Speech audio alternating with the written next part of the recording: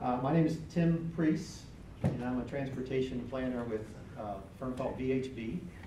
And along with our team of consultants, we've been working with many of you and the staff for a few months now, working on studying your transportation system and understanding where the issues are and the opportunities, and coming up with some ideas and suggestions for improving those things. And that's why we're here tonight. What we would like to do is I'll run through some information kind of quickly. I'll give you kind of the quick overview of what we've done and give you the flavor of what some of the recommendations are. Now, many of them, to really understand the specifics of those ideas, we will need to stand and study the boards that are on display out in the lobby.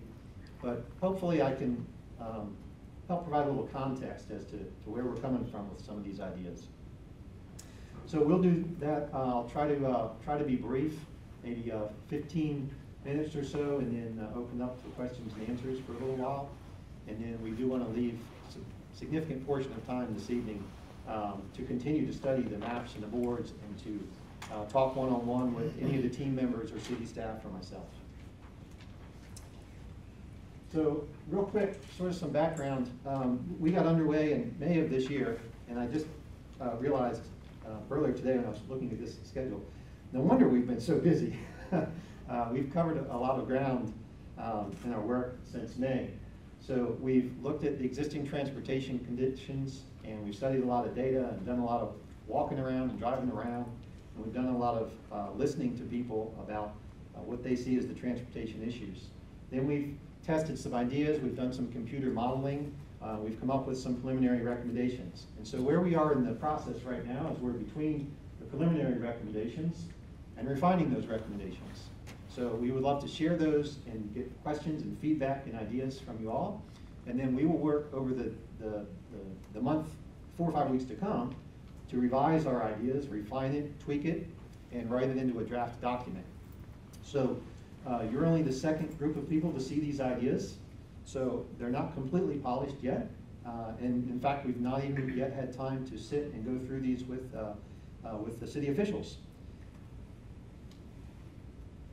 So when we looked at the existing transportation system and we talked to people about issues and opportunities and what's important, and we have a whole presentation on that we won't take time for tonight. But some things that we have heard loud and clear and seen with our own eyes is that in Tucker, people are very concerned about connecting people and places and maintaining the sense of community, particularly connecting to green space, public spaces, and into the downtown. We've heard loud and clear that people are interested in improving the walking and biking connections to the parks and schools in particular, as well as other destinations, shopping and restaurants, and of course from the neighborhoods, of course. And we've also seen and heard that improving travel safety is not only a need, but of great interest. We've also identified the need to manage an efficient multimodal system. So that can mean a lot of things, but we think what we understand is that we want to address traffic, but we don't want to pave the whole town of Tucker. Sorry, I still call it a town. No, it's the city. Also, I just wanted to point out that the city has underway right now not only this effort to look for specific improvements to the transportation system, they're also looking very specifically at a multi-use trail system. They're also just starting a more specific detailed design for the downtown area called the Downtown Master Plan. They also have a Parks Master Plan going on. So there's a lot going on. We have been attending all of their meetings. They've been attending most of ours, and we've been sharing information back and forth, working very hard to make sure that all of these ideas complement one another and don't contradict one another. And we may not have it perfect yet, but we will get it there. But I think for the most part, I hope you'll see that most of the ideas from these different plans are going to mesh together pretty well. So with that, right, so we've been doing all this studying. What are we recommending? So I'm going to walk through our preliminary recommendations, and they fall into these categories. These categories correspond to the titles of the boards that are out in the lobby, where we've addressed intersections, roadway segments, some multimodal and policy opportunities. We've addressed management and maintenance and operation of our transportation system and walking and biking. With regard to intersections, there's been at least two pieces of different pieces of analysis that have been done. Separate from this, earlier the city had undertaken an analysis of high crash intersections in the city, and they analyzed the top 10 crash locations on state routes and the top 10 crash locations on city streets. And there's a whole detailed report on that analysis. There's a very specific set of improvements they've suggested to improve the safety of those intersections. So that information is available in the detailed report, but it's summarized on a graphic on the boards out here. And then separate from that, early on we sat and worked with city staff to identify a short list of intersections for us to do some very specific analysis of. And so for a list of 6 intersections, we've gone out and collected traffic counts, and we've actually tested those intersections, observed those intersections, and come up with some improvements, turn lanes and traffic signal type improvements, very targeted at improving those specific intersections. Those are located on the map, and for each intersection, the specific thing that we're recommending is summarized in the narrative that's on the map on one of these boards. Oh, and I'm sorry, I didn't say this earlier, let me pause now. Say that the boards that are on display within the next few days will convert that information into a format that's easily downloadable, and we'll get with city staff and we'll add that up to the website. So this will all be available hopefully next week. So with regard to roadway improvements, we've looked at the roadways in terms of how wide are they, how many lanes do they have, how much traffic is on each of these roadways, and then how congested are they currently. We've made recommendations on 5 specific roadways, and I want to categorize those recommendations in 2 different types. And these are, you don't need to write this down because it's defined on the board in the lobby. But the first type of roadway improvement that we've recommended is what we call roadway operational improvements. Now this is not a continuous widening of a roadway where we're adding capacity, but this is where we are very targeted at our improvements on the street, adding a turn lane, maybe upgrading the traffic signal, maybe fixing a right turn lane or a left turn lane, maybe fixing the curbs. So it improves the traffic operations and certainly the safety of that intersection and of that roadway. We have recommended those types of improvements on Brockett Road, on Fellowship Road, and on Idlewood Road. Now on those same streets, there are also suggestions or recommendations to look at improving the sidewalks and potentially adding space for bikes. So we haven't done the detailed design work, but our suggestion is we're going to do some design work to improve the turn lanes and the traffic flow that would all be designed at one time, be designed together. The second type of roadway improvement that we've categorized and recommended are more traditional roadway capacity widenings. It's a widening. We want to add an additional lane to allow traffic to flow better through that corridor. We've done some computer modeling of existing conditions as well as accounting for growth both 10 and 20 years into the future. And one thing that those models predict pretty clearly to us is that they predict a lot of growth in demand to drive specifically north-south through the city. And 2 of the streets that stand out the most are future traffic growth on Mountain Industrial Boulevard and on Coolidge. And those are the 2 that stood out the most. Now, those same models also predict a demand for additional travel on Brockett, Fellowship, and Idlewood. Okay, so when we looked at that information, our assessment of that was we would rather keep the improvements small scale on Brockett, Fellowship, and Idlewood for a couple reasons. And one of those is because they lead right into the core of downtown. And the traffic seems to want to be on Coolidge and Mountain Industrial anyways, and they don't lead into the downtown per se. So our thing, that's the sort of the logic behind our thinking, and that's why we're suggesting adding capacity to the 2 streets on the outside and only doing safety and operational improvements on the other streets that are more in sort of in the center that lead to downtown. So we've also given some thought and looked at sort of the multimodal features of the city. We have some specific recommendations for transit routes. Kind of the two key features there are, as we see it, we see two opportunities.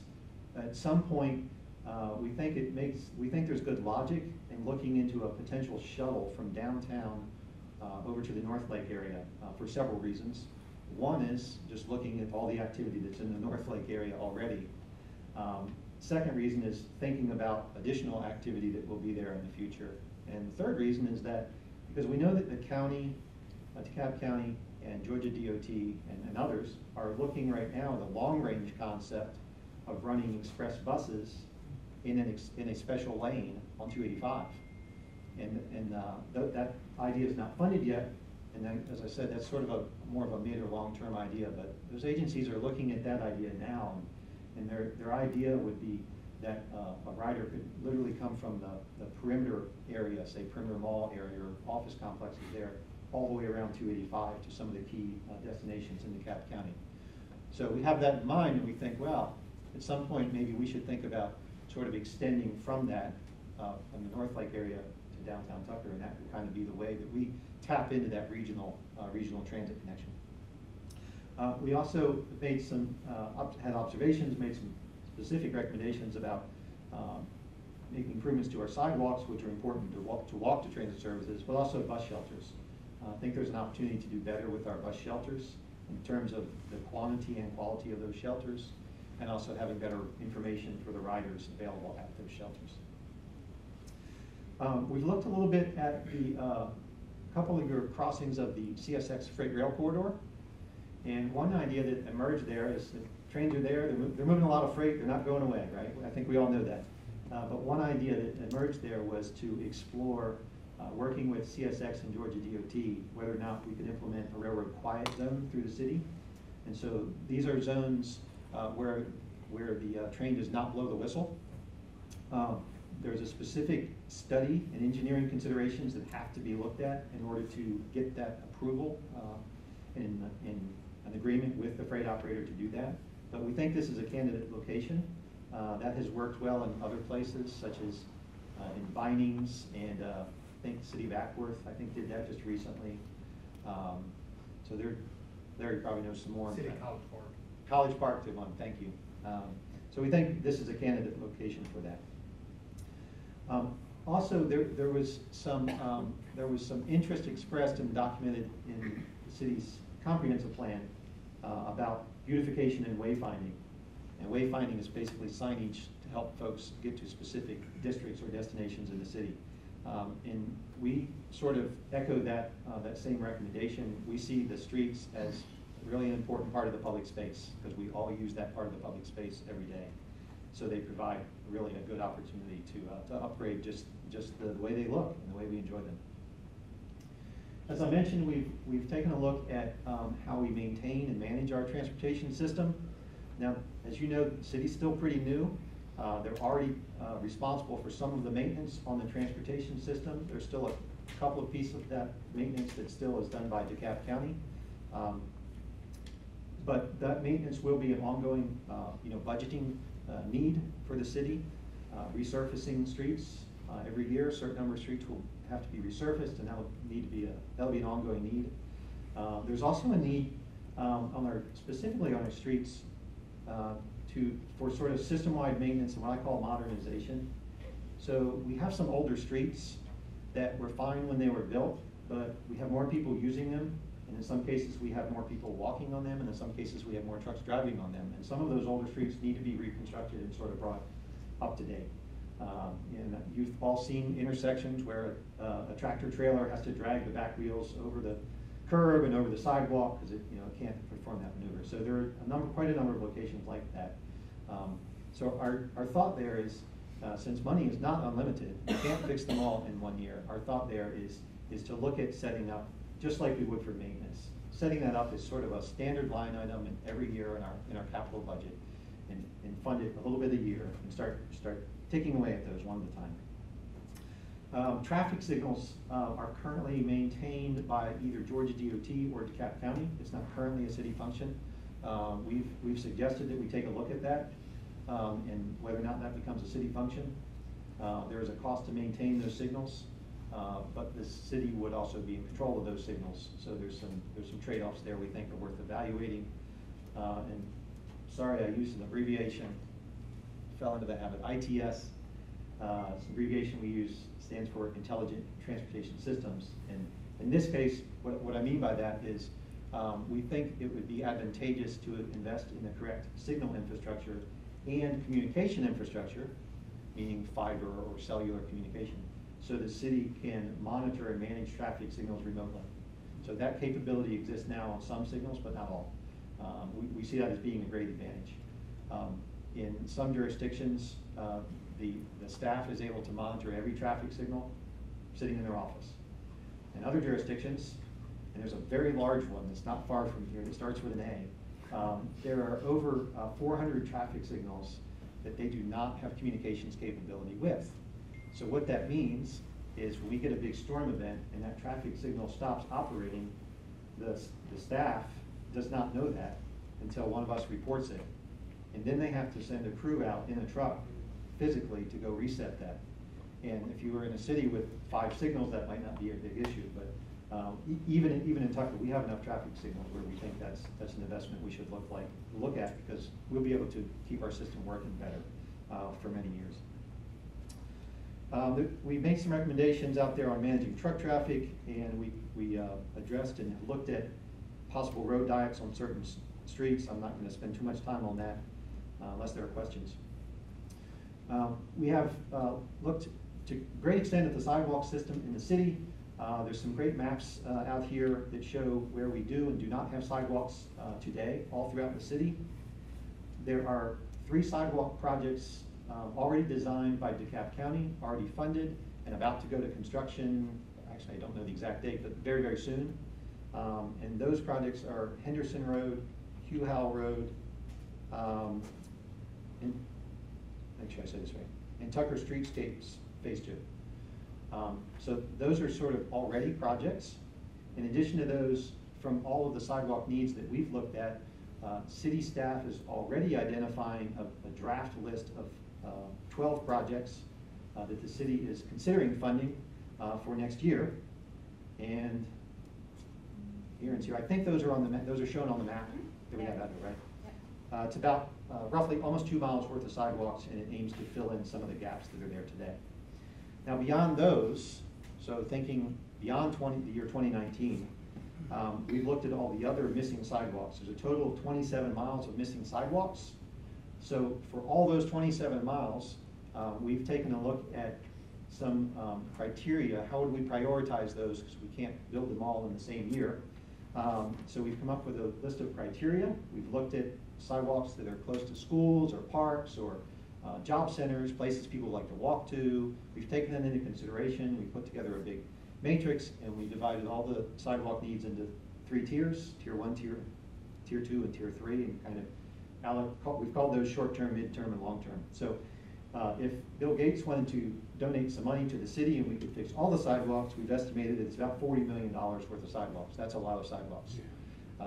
But if we break that down into tiers and it becomes something we set aside some money every year, I think you'll be very surprised at how quickly you'll see progress on that system. Now our analysis of the sidewalks, we've also been keeping close watch on what's going on with the team that's working with you all on the proposed path system, so that we end up with a system of paths and sidewalks and on-street bike facilities that are complementary and not competing with one another, or certainly not duplicative. So we've aimed to do that. But overlaying what the path team is looking at for multi-use paths, we've identified some additional corridors that we think are good candidates for looking at some on-street bike accommodations as well. It's not a great big huge system. I think there are a total of six streets we've looked at. 7. It's off by 1. 7 streets we've looked at, and those are on the maps out here as well. What we aim to do there is, as I said, just complement with the plan for the paths and the sidewalks and not duplicate that. well, where are we going to go from here? Well, as I mentioned in my opening remarks, these are draft recommendations. We very much would like to solicit and get some input, some feedback on these ideas, both here tonight as well as through the city's website. You can contact us, email us anytime. We'd love to hear your thoughts, as well as thoughts of your friends, neighbors, and family. Some additional work that we have to do over the next 4 or 5 weeks or so is to complete computing cost estimates for all of these ideas and separate all these ideas into 3 recommended tiers: short-term, mid-term, long-term. So we still have some work to do to accomplish that. Then we will take that, as well as any revisions that we think are appropriate based on what we hear from you all. We'll revise the plan as necessary and present that to mayor and council. Then we'll assemble a draft transportation plan report, and that report will be made available on the city's website. And that we'll have a draft to the city staff before the end of December, but they'll go through it first, and we'll probably clean that up some. So it'll probably be January before that document will be online, but it'll certainly be out there. If you want to study the details and the tables and the appendices, I love that sort of thing. If you're like me, it'll be there too. So I just wanted to say that so that you understand this is not the last opportunity for input.